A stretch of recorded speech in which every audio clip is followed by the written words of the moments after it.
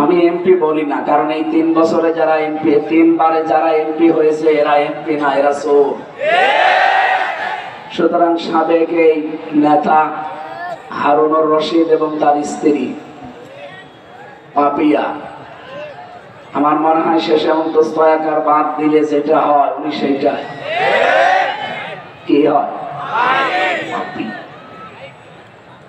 এরপরে কিশোরগঞ্জের জনাব ফজলুর রহমান, আমি নাম নিলাম না পরবর্তীতে। গত 2 দিন আগে আপনারা দেখতে পাচ্ছেন বাগেরহাটের মংলা বিএনপি নেতা জুলফিকার আলী, উনি রাজনৈতিক দলের একটা গঠনমূলক নাকি সমালোচনা করছিলেন। এই জন্য বলতে বলতে বলেছেন যে কোরআনে কারিম ভাওতাবাজি।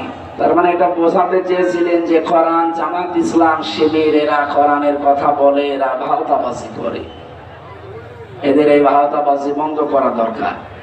কোরআন দিয়ে যারা কথা বলেন, নবীজি বলেন মান ক্বালা বিহি সাদাকা, এরাই সত্য কথা বলে। সুতরাং আপনি যদি কোরআন কেন্দ্রিক মানুষগুলোকে ভাওতাবাজি বলেন, আল্লাহর কোরআনকে বোকার আনতে, এটা নবীর গায়ে চাই লাগে। এই জন্য তাকে ক্ষমা চাইতে হবে। অলরেডি তিনি জাতির কাছে ক্ষমা চেয়েছেন। আগামীতে এরকম ভুল যেন আর কেউ না করে। জনগণ মুখ ফিরিয়ে নিলে কিন্তু উপায় থাকবে না। এটা তারেক জিয়ার কথা। কি কথা বলেন না কেন? তারেক জিয়া বারবার সতর্ক করছে, আপনি যত বড় দলেরই নাম বলেন, জনগণ যদি মুখ ফিরিয়ে নেয় তখন কিন্তু বিএনপির অস্তিত্ব থাকবে না। বলে গেলে চলবে না। ইমরান খান পাকিস্তানের,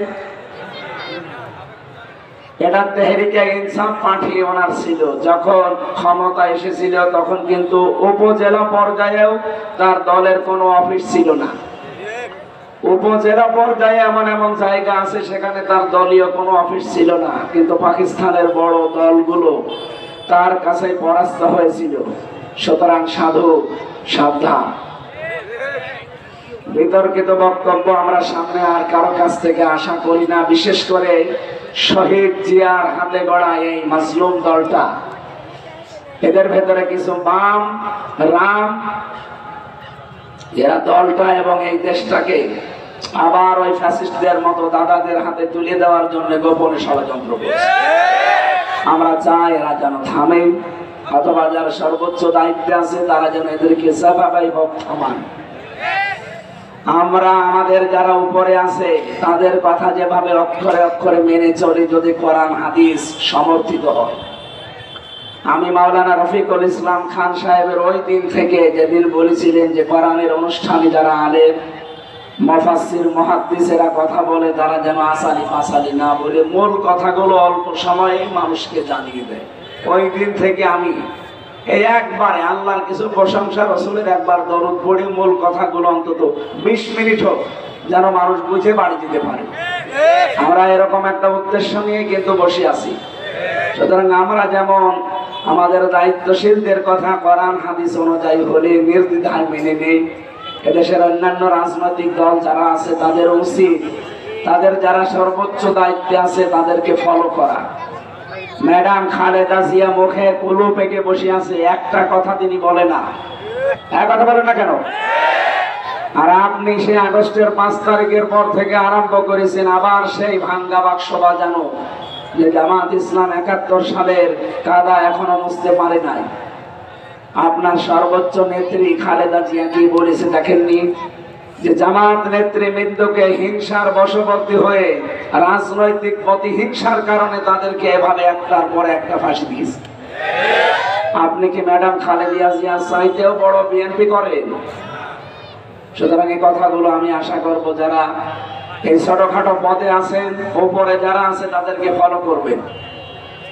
ম্যাডাম খালেদা জিয়া মুখে কলু পেটে বসে আছে, তারেক জিয়া একটা কথা বলে না। আর কোন কার সে উটকা ফুটকা উল্টা পাল্টা লোকগুলো এসে দলের একটা বদনাম করে মানুষের সামনে, বিশেষ করে ইসলামপন্থী যত দল আছে তাদের বিরুদ্ধে আপনি নিজেকে দাঁড় করিয়ে দিয়েছেন এই দলটাকে। এটা আপনার কিন্তু ঠিক হচ্ছে না। পরবর্তীতে যত করবেন চালাকি, পরে বুঝবেন চালাকি। এরা এমন জ্বালা বুঝেছে ফ্যাসিস্টরা, আপনারাও শেষে জ্বালা বুঝে আর শেষ করতে পারবেন না। আমরা চাই আপনারাও মাসলুম ছিলেন, 14 দল বাদ দিয়ে আমরা সবাই মাসলুম। আমরা সবাই মিলে দেশটাকে আবার সাজাতে চাই ইনশাআল্লাহ। আল্লাহ যেন এটা সারা দুনিয়ায় ছড়িয়ে, যারা এখনো ওলট পালট চিন্তা নিয়ে আছেন তাদেরকে যেন বুঝ দান করেন, বলেন আমিন। কথা বলার শুরুতেই মাসলুম একজন মানুষের পক্ষে আমি কথা বলছি। জিন্দা শহীদ যাকে বলা হয়, জনাব এটিএম আজহারুল ইসলাম, কালকে তার রায় আছে। আমরা চাই ফ্যাসিস্টের যত মামলা ছিল সব মামলা থেকে কিন্তু অনেকেই অব্যাহতি পাচ্ছে, বিশেষ করে লুৎফুজ্জামান বাবুর, তিনিও ফাঁসির মামলার আসামি ছিলেন। কথা বলেন না কেন? তাকে যদি ছেড়ে দেওয়া হয়, সুতরাং এখন আর আমাদেরকে হাইকোর্ট দেখাবেন না, এই বাধা এই বাধা, কোনো বাধা নেই।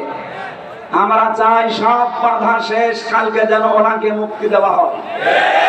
এটা চান কারা দেখে? লিল্লাহি তাকবীর।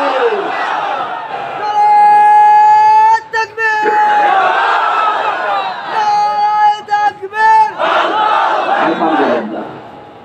আমরা জানি হুদায়বিয়ার সন্ধি হয়েছিল, বিশ্বনবী 1399 জন নিয়ে শপথ বাক্য পাঠ করিয়েছিলেন একজন নিরপরাধ মানুষের হত্যার বদলা নিতে। তিনি হযরত ওসমান ইবনে আফফান। ওরা যখন ঘোষণা দিয়েছে যে ওসমানকে মেরে ফেলা হয়েছে, নবীজি বললেন হজের ইহরাম খুলে ফেলো, রোজা রেখেছো রোজা ভেঙে ফেলো, এই বাবলা গাছের নিচে আমার হাতের উপরে হাত দাও। ইয়াদুল্লাহি ফাওকা আইদিহিম, ওই হাতগুলো আল্লাহর হাতের উপরে ছিল। নবীজি 1399 জনকে বললেন আমার হাতের উপরে হাত লাগাও, এটা আল্লাহর হাতের উপরে হাত লাগানোর শামিল। আমি দুইটা ফরজ বিধান এখন অলরেডি লঙ্ঘন করে ফেলেছি, একটা রোজা আর একটা হজ। কেন? একটা নিরপরাধ মানুষকে ওরা মেরে ফেলেছে। এই হত্যার প্রতিশোধ না নিয়ে আমরা কেউ মদিনায় ফেরত যাব না। নবীজি একা যেতে পারতেন প্রতিশোধ নিতে না, 1399 জনকে তিনি বায়াত গ্রহণ করালেন, শপথ বাক্য পাঠ করালেন এবং নিজে সর্বশেষ নিজের এই বাম হাতটা উপরে তুলে দিলেন। সাহাবীরা বলে হুজুর এইটা কি? নবীজি বলেন এই মাত্র কোরআনের আয়াত নাযিল হয়েছে, লাকাদ রাদিয়াল্লাহু আনিল মুমিনিন ইয ইউবাইউনাকা তাহতা শাজারাতি। আল্লাহ অবশ্যই খুশি হয়ে গেছে, খুশি হবে না। রাদিয়া এটা মাঝি, এটা পাস্ট, এটা অতীতের সিগা। আল্লাহ বলেন আমি রাজি হয়ে গেছি অলরেডি। কাদের উপরে? এই মুমিনদের উপরে, যারা আপনার হাতের উপরে হাত দিয়ে এই গাছের নিচে শপথ বাক্য পাঠ করছে। আমি তাদেরকে 3টা বিষয় দিয়ে দেব। 1 নম্বরে ফাআলিমা মা ফি কুলুবিহিম, তারা যে শপথ নিচ্ছে এটা লোক দেখানো না, এটা মানুষ দেখানোর জন্য না, এটা মন থেকে। এজন্য আমি আল্লাহ ফানজালাস সাকিনাতা আলাইহিম, তাদের উপরে আমার সাকিনা আমি আল্লাহ অবতীর্ণ করলাম। ওয়াসাবাহুম ফাতাহান করিবা, এবং তাদেরকে একটা সুপ্রসন্ন নিকটবর্তী বিজয়ের সুসংবাদ দিয়ে দিলাম। সুতরাং হযরত ওসমানের পক্ষে শপথ বাক্য পাঠ করিয়ে যদি নবীজি 1399 জনের উপরে আল্লাহ রাজি হয়ে গেছে ঘোষণা শুনতে পান, আগামীকাল যার রায় আছে তিনিও নিরপরাধ। তার অপরাধ একটাই, ওমা নাকামু মিনহুম ইল্লা ইউমিনু বিল্লাহিল আজিজিল হামিদ। তার কোনো অপরাধ নেই, তিনি শুধু একামতে দ্বীনের কর্মী, এটাই অপরাধ। তিনি যদি আজ বামপন্থী দল করতেন তিনি মন্ত্রী হতেন। আর কথা বলেন না কেন? আপনি যান রংপুরের বদরগঞ্জ তারাগঞ্জে, তার কি জনপ্রিয়তা তার।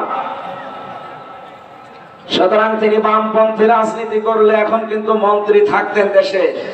শুধু জামাত ইসলামী করার কারণে হিংসার বশবর্তী হয়ে রাগ করে তার জীবনটা আপনারা নষ্ট করে দিয়েছেন।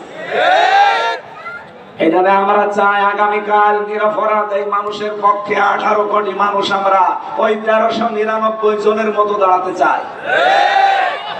ওনাদের উপরে যদি আল্লাহ রাজি থাকে একটা নিরপরাধ মানুষের পক্ষে দাঁড়ানোর কারণে, এটিএম আজহারুল ইসলামের পক্ষে আগামীকাল সারা দেশে যে বিক্ষোভ, যে যেখান থেকে পারেন যদি নেমে যান, আল্লাহর কসম আল্লাহ রাজি হয়ে যাবে ইনশাআল্লাহ। আপনারা রাজি নেই নামতে চান?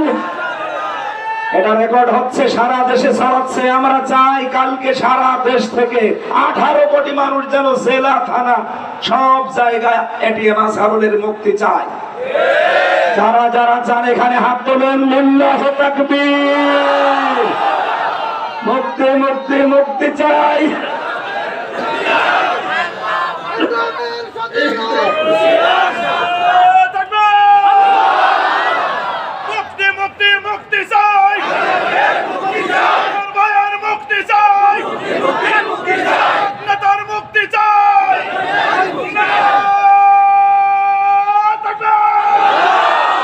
আলহামদুলিল্লাহ। ভাই অনেকে এটা রেকর্ড হচ্ছে, তো বিভিন্ন জায়গায় এখন লাইভ চলছে, অনেকে মনে করবে যে এটা রাজনীতি। আল্লাহর কসম, এটা রাজনীতির উদ্দেশ্যে আমি বলি নাই, বলেছি আমার ঈমান থেকে। ১,৫০০ বছর আগে হযরত ওসমান নিরপরাধ ছিলেন, তার পক্ষে দাঁড়িয়ে যদি ১৩৯৯ জন যারা বায়াত নিচ্ছিল তাদের উপর আল্লাহ রাজি হয়। আমরা নিজে দেখেছি জেলখানায় আমরা 2 জন। সে একটা নিরপরাধ মানুষ, মুরব্বী মানুষ, তার জীবনটা নষ্ট করে দিয়েছে হাসিনা। খালি রাগ করে হিংসার বশবর্তী হয়ে এই মহিলা বহু মানুষের জীবন নষ্ট করেছে, তার ভেতরে আজহার ভাইয়ের। আমরা চাই তার শেষ জীবনটা সে যেন পরিবারের কাছে কাটাতে পারে। তার স্ত্রীটাও বিদায় নিয়েছে, অন্তত ছেলে মেয়ে যেগুলো আছে তাদের কাছে শেষ বয়সে যেন অন্তত কিছুটা হলো শান্তি পায়। ওরা কোরআনের পাখিকে ফিরতে দেয়নি, ইনজেকশন দিয়ে মেরে ফেলেছে। অন্তত এই লোকটা এখন আছে, সবাইকে যখন ছেড়ে দিচ্ছে মানবতার খাতিরে হলেও তারে দেন। লুৎফুজ্জামান বাবরকে ছেড়ে দিলেন কোন কারণে বলে? সেও তো ফাঁসির আমার আসামি ছিল। আমি নিজে তার সাথে 4 দিন ছিলাম। সে বলতো না যে আমি জীবনে আর কোনোদিন ফিরে যাব, আমার শেষ। সে যদি তারপরও ফিরে এসে এখন উমরা হজে যেতে পারে, আমরাও চাই কাল আগামীকাল যেন এটিএম আজহারুল ইসলাম বেরিয়ে উনি আবার আল্লাহর ঘর তাওয়াফ করতে যেতে পারে। এটা আমরা দেখতে চাই না। আমি এই জায়গা থেকে কিন্তু বলেছি, কোনো উদ্দেশ্য নিয়ে না। আমি নবীর হাদিস 100% বিশ্বাস করি। সূরা ফাতহার 18 নম্বর আয়াতটা আমি 100% বিশ্বাস করি। আগামীকাল যারা রাজপথে এটিএম আজহারের জন্য মুক্তির জন্য নামবেন, আমার মনে হয় আল্লাহ আপনাদের উপরেও ওই মানুষগুলোর উপর যেমন রাজি হয়েছিলেন রাজি হয়ে যাবে। যেখান থেকে পারি আমরা এই নিরপরাধ মানুষের পক্ষে দাঁড়াবো ইনশাআল্লাহ। এখানে কোনো দল মত নেই, 18 কোটি মানুষ আমরা নামতে চাই। কথা বলেন, কথা বলেন। আল্লাহ যেন আরো সে কবুল করে, আমিন। সম্মানিত সভাপতি আমার আরাফাতের ভাই আলহাজ মাওলানা আব্দুল মালিক, এখানে লেখা আছে আলহাজ ইয়াহদিমু মা কানা ক্বাবলা।